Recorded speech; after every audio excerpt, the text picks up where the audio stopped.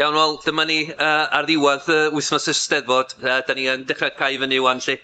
Braidd yn wyntog fan hyn ar y dysadwn ola. Ond wrth adlewyrchu ar yr wythnos dwytha, mae wedi bod yn wythnos wych iawn. Gret gweld gymaint o bobl yn dod i'r maes yr Eisteddfod. A gret hefyd gweld presenoldeb mor dda, mor positif gan adra. Lot fawr o swyddogion adra wedi bod yn ymwneud efo'r stondin yma.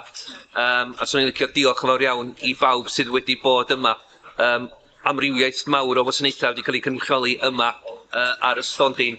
Wedi bod yn ymateb i gwestiynau, wedi rhoi gwybodaeth allan i bobl sy'n ymweld gyda y stondin.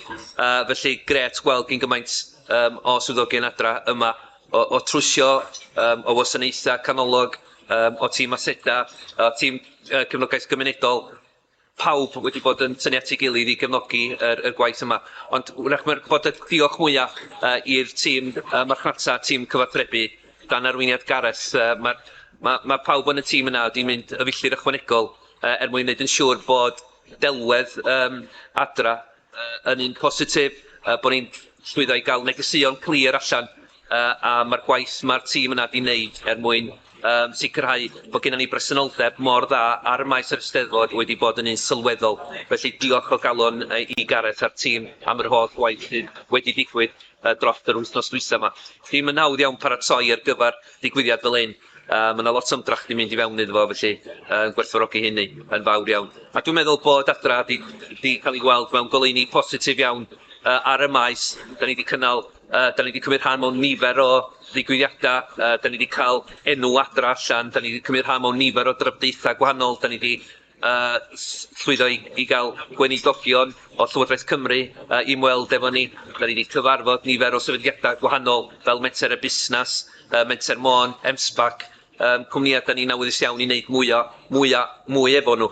A mae'n dda cael cyfle i wneud hynny ar maes yr Eisteddfod. Ond yn mwy na dim, dwi'n meddwl bod y bobl sydd wedi ymweld efo'n stondin ni yn tenantiaid, cynrychiolwyr o gymunedau gwahanol, o asiantaethau gwahanol, wedi gwerthfawrogi y wybodaeth maen nhw wedi cael am y cwmni. A dwi'n meddwl, fel fi'n dweud, dwi'n meddwl bod adra wedi dod allan o hyn i gyd yn bositif iawn a da gweld cymaint o bresenoldeb gan adra ar maes yr Eisteddfod ac hefyd ar gefn hynny ar y cyfryngau cymdeithasol. Bwysig bod ni'n cael y negeseuon allan fel cwmni. Felly, diolch yn fawr iawn i bawb sydd wedi bod yn ymwneud efo trefniadau ar gyfer maes yr Eisteddfod. Bwysig bod ni'n adeiladu ar hyn dros y misoedd i ddod. Ond falch bod gymaint o weithgareddau wedi digwydd yn enw adra. Felly, tan y blog nesaf, cymwch ofal a mwynhewch yr haf. Diolch yn fawr iawn.